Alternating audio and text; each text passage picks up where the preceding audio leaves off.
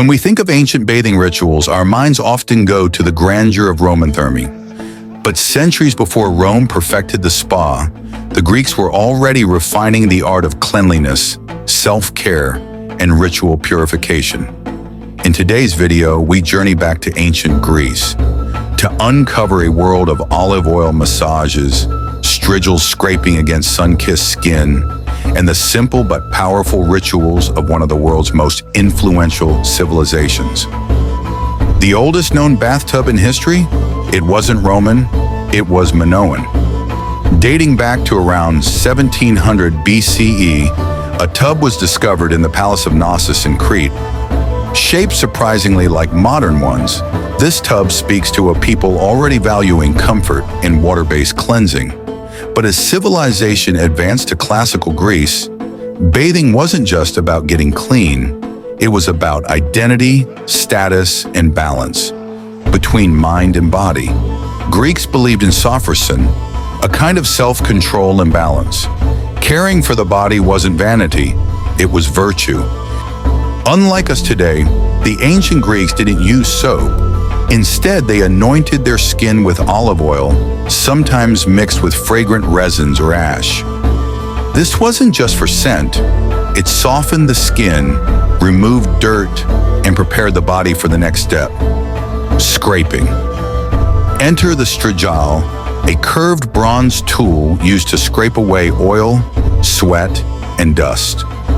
Athletes, aristocrats, and even philosophers used it after exercise or bathing.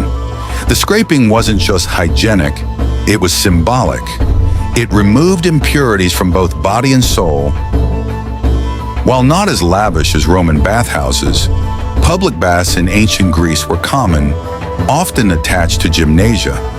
Here, citizens would exercise, sweat lightly, and then wash in a series of simple pools or underwater jets carved into animal-shaped spouts.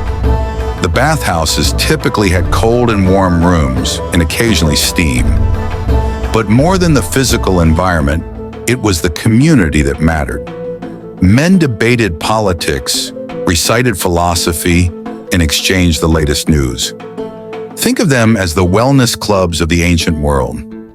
While most surviving texts focus on men's spaces, women too had access to public baths, especially those from middle and lower classes who lacked private bathing areas.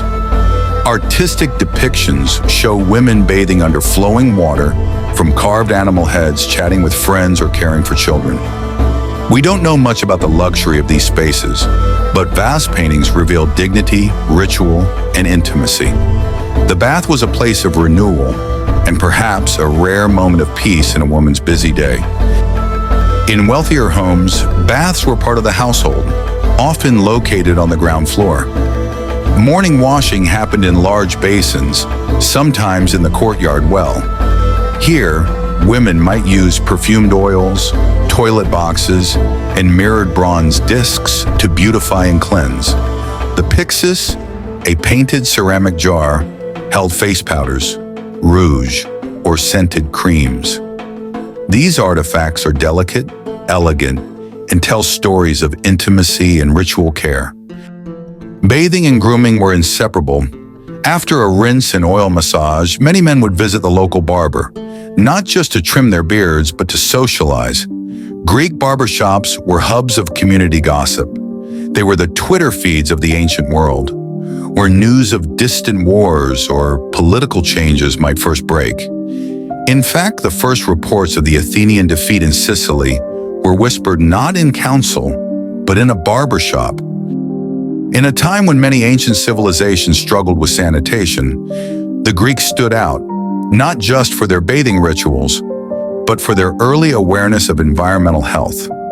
As early as 420 BCE, the Athenian government passed a law protecting the Ilissus River, a sacred water source that wound through the city. The law banned practices like tanning animal hides or washing dirty garments upstream from religious sanctuaries. The reasoning? These acts were believed to defile not only the river, but also the temples nearby. Pollution wasn't just a physical issue, it was a spiritual offense. And yet the deeper implication is clear. The Greeks understood that clean water was central to both health and community life. Other cities enacted similar bans against public urination, laundry runoff, and waste disposal into sacred rivers. Although enforcement may have been inconsistent, these early environmental laws reveal a surprising civic consciousness. The rivers had to stay pure, not just for personal hygiene, but for the gods, the people, and future generations.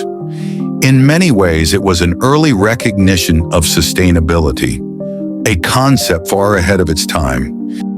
To the ancient Greeks, massage, known as anatripsis, or rubbing, was more than a luxury, it was medicine.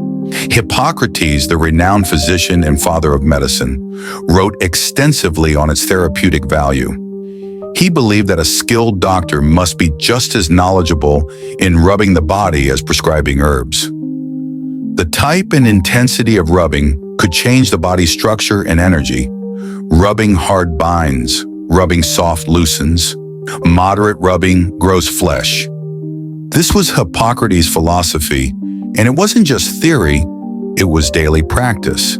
Physicians and caretakers massage patients to ease digestion, prevent stiffness, or stimulate circulation. Even newborns were rubbed and shaped into what was believed to be more ideal forms. It sounds strange today, but for the Greeks, this was a way to harmonize the body with nature's design. These treatments were often performed after bathing, when pores were open and muscles relaxed. Oils infused with herbs like thyme, myrrh, or chamomile were gently worked into the skin using towels, hands, and smooth stones. And it wasn't limited to healing the body. Greeks believed massage also supported mental clarity and emotional well-being, what we now call holistic health. Today's spas may call it wellness or bodywork, but its roots trace all the way back to ancient Greece, where the art of touch was sacred, scientific, and beautifully human. While Greek bathhouses were simpler than their Roman successors, their influence was profound. The rituals of bathing, oiling, scraping, and connecting with others created a culture of care, both for the body and the soul. In every strigil, every olive oil jar, and every worn stone pool, we see echoes of a civilization that revered cleanliness not just as hygiene, but as a form of harmony. Thank you for joining us on this immersive journey into the world of ancient Greek bathing rituals. If you enjoyed this video, don't forget to like, subscribe, and explore more on ancient wellness, architecture, and timeless traditions.